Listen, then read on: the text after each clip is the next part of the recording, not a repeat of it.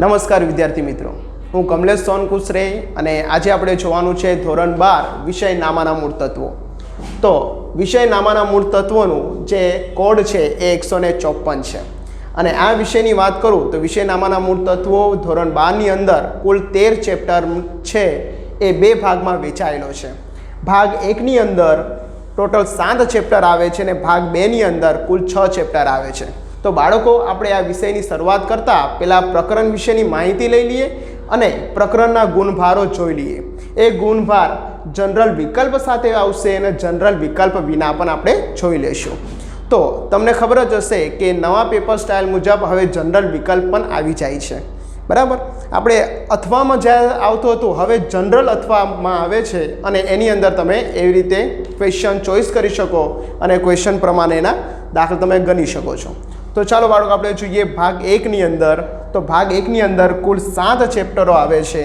Chapter number 1, 2, 3, 4, 5, 6 અને 7.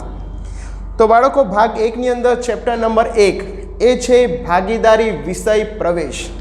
લખી દઉં છું, ભાગીદારી વિષય પ્રવેશ. પછી ચેપ્ટર નંબર 2 ની વાત કરું તો ભાગીદારી પેઢીના વાર્ષિક હિસાબો આવે છે. ચેપ્ટર નંબર 2 છે ભાગીદારી પેઢીના વાર્ષિક હિસાબો.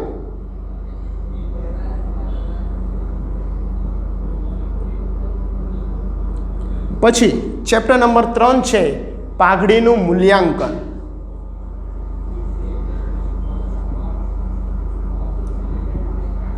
જ્યારે ચેપ્ટર નંબર 4 છે પેઢીનું પુનર્ગઠન, ભાગીદારી પેઢીનું પુનર્ગઠન.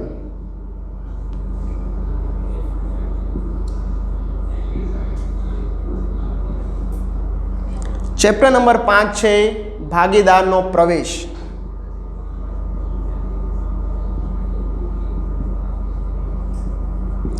ચેપ્ટર નંબર 6 છે ભાગીદારની નિવૃત્તિ અથવા તો મૃત્યુ.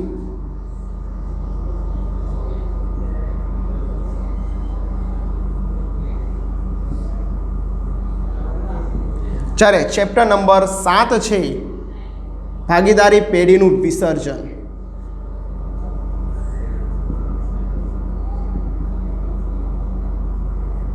તો બાળકો, તમે જોઈ શકો છો ભાગ 1 ની અંદર ભાગીદારી પેઢીની વાત કરવામાં આવી છે.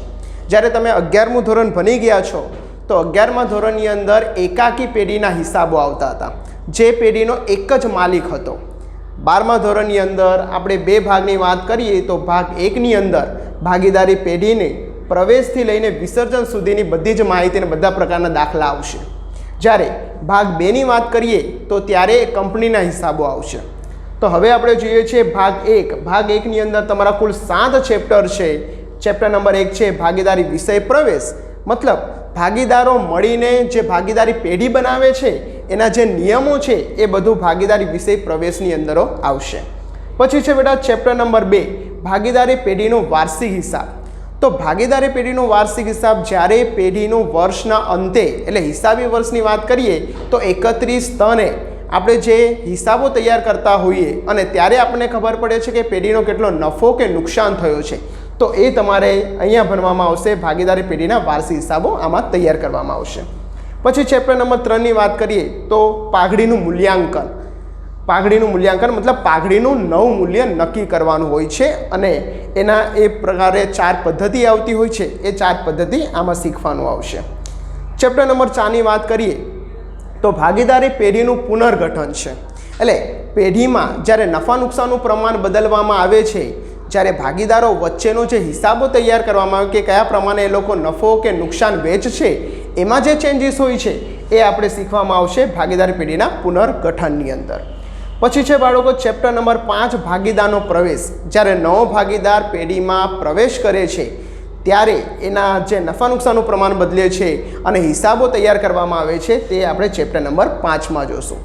ચેપ્ટર નંબર 6 ની અંદર આવશે ભાગીદારની નિવૃત્તિ અથવા મૃત્યુ. જ્યારે જે ભાગીદારો પેઢી તો શરૂ કરી દે છે પણ વચ્ચેથી કોઈ પણ ભાગીદાર નિવૃત્ત થાય છે અથવા તો મૃત્યુ પામે છે અને પછી એની ગણતરી કેવી રીતે થશે એ આ ચેપ્ટરની અંદર શીખવામાં આવશે. અને લાસ્ટમાં છે બાળકો ચેપ્ટર નંબર 7 ભાગીદારી પેઢીનું વિસર્જન. તો આ પેઢીનું વિસર્જન કઈ પદ્ધતિએ થાય છે, કેવી રીતે થાય છે, એના નીતિ નિયમો એ ચેપ્ટર નંબર 7 અને એના દાખલાઓ, એની આમ નોંધો આ ચેપ્ટરની અંદર આવશે. તો તમે જોઈ શકો છો ભાગ 1ની અંદર પ્રવેશથી લઈને વિસર્જન સુધીનું છે.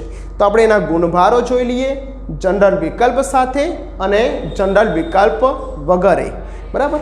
હવે પહેલાં તો આપણે વાત કરીએ તો ભાગ 2ની અંદર કયા કયા ચેપ્ટરો આવે છે. તો પ્રકરણના નામ જોઈ લઈશું આપણે. તો ભાગ 2ની અંદર ચેપ્ટર 6 સુધી આવે છે. 1, 2, 3, 4, 5 અને 6. તો 6 ચેપ્ટરોનો સમાવેશ થાય છે. એની અંદર હવે કંપનીના હિસાબો આવશે. હમણાં સુધી ભાગ 1ની અંદર આપણે જોયું તો ભાગીદારી પેઢીના હિસાબો હતા, જ્યારે ભાગ 2ની અંદર હવે કંપનીના હિસાબો આવશે. તો કંપનીના હિસાબોમાં સૌથી પહેલાં તો મૂડી ભેગી કરવામાં આવે તો શેર મૂડીના હિસાબો આવશે. શેર મૂડીના હિસાબો. પછી ચેપ્ટર નંબર 2 છે ડિવેન્ચરના હિસાબો.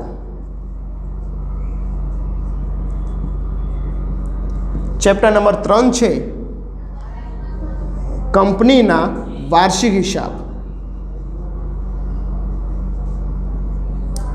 જ્યારે ચેપ્ટર નંબર 4 છે નાણાકીય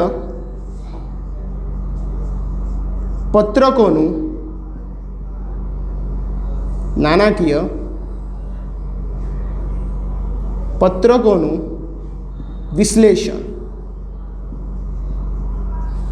ચેપ્ટર નંબર 5ની અંદર આવશે હિસાબી ગુણોત્તર અને વિશ્લેષણ.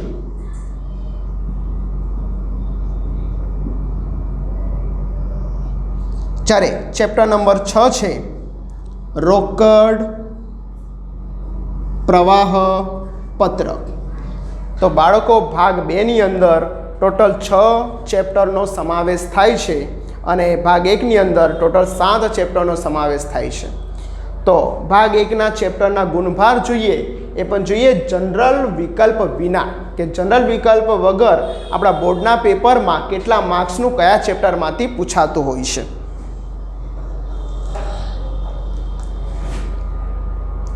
તો જોઈએ બાળકો, જનરલ વિકલ્પ વિના આપણે કેટલા માર્ક્સ આવે છે.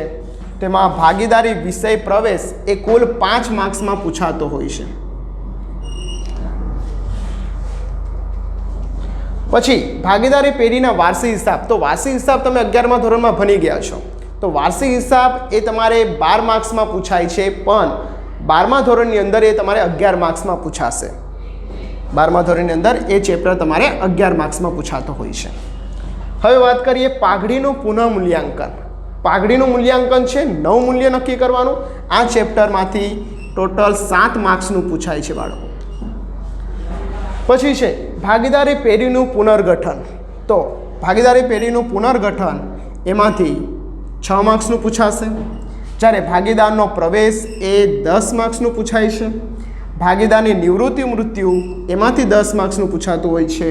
અને ભાગીદારી પેઢીનું વિસર્જન એ ચેપ્ટરમાંથી તમારે કુલ 7 માર્ક્સનું આવશે. તો બાળકો આવી રીતે આના માર્ક્સ છે જે જનરલ વિકલ્પ વિના આટલા એના ગુણભાર છે પ્રકરણ પ્રમાણે. હવે વાત કરીએ આપણે ભાગ 2ની. તો ભાગ 2ની અંદર શેર મૂડીના હિસાબો એ 10 માર્ક્સમાં પૂછાતો હોય છે આ ચેપ્ટરમાંથી.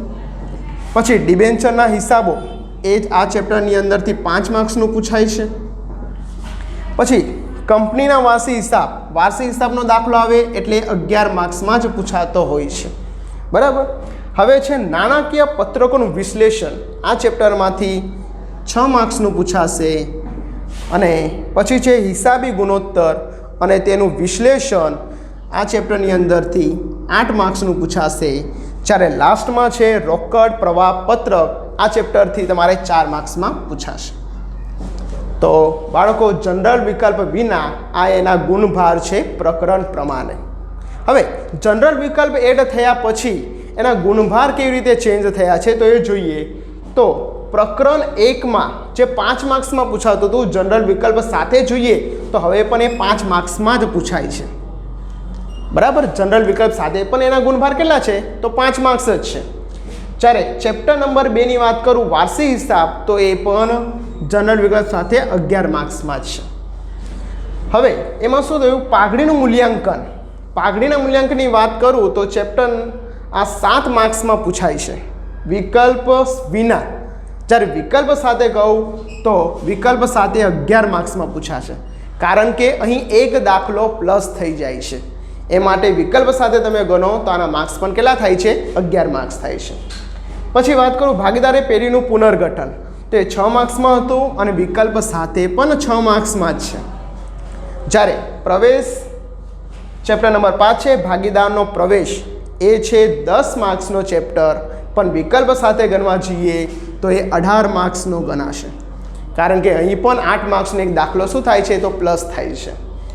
પછી ભાગીદારની નિવૃત્તિ અથવા મૃત્યુ, તો નિવૃત્તિ મૃત્યુ 10 માર્ક્સમાં હતું અને વિકલ્પ સાથે પણ એ 10 માર્ક્સમાં જ છે. છેલ્લે આપણે જોઈએ તો ભાગીદારી પેઢીનું વિસર્જન, એ વિકલ્પ વિના 7 માર્ક્સમાં છે અને વિકલ્પ સાથે આવશે 10 માર્ક્સમાં. અહીં પણ 3 માર્ક્સનો એક દાખલો શું થાય છે, તો પ્લસ થાય છે.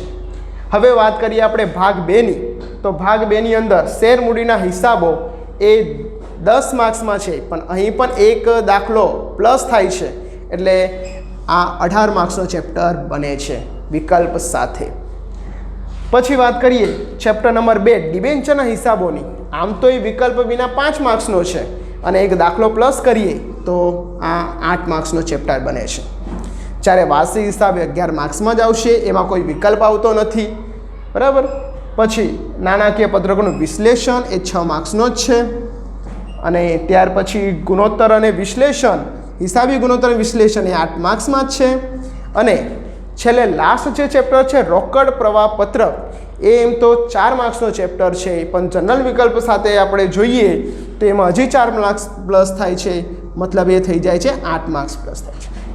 તો આવી રીતે તમે જો તો જનરલ વિકલ્પ વિના ટોટલ તમે જો તો 100 માર્ક્સનું પેપર છે, જ્યારે જનરલ વિકલ્પ સાથે તમે પેપરના ગુણભાર જો તો 130 બને છે. હવે બાળકો સમજો, તો ભાગ 1 અને ભાગ 2 ની વાત કરું તો ભાગ 1 ભાગીદારી વિષય પ્રવેશનો ચેપ્ટર, એનો ગુણભાર છે 5, જનરલ વિકલ્પ સાથે પણ 5 છે. તો અહીંથી 3 માર્ક્સનો એક દાખલો પૂછાતો હોય છે અને એક MCQ અને એક શોર્ટ ક્વેશ્ચન આવશે.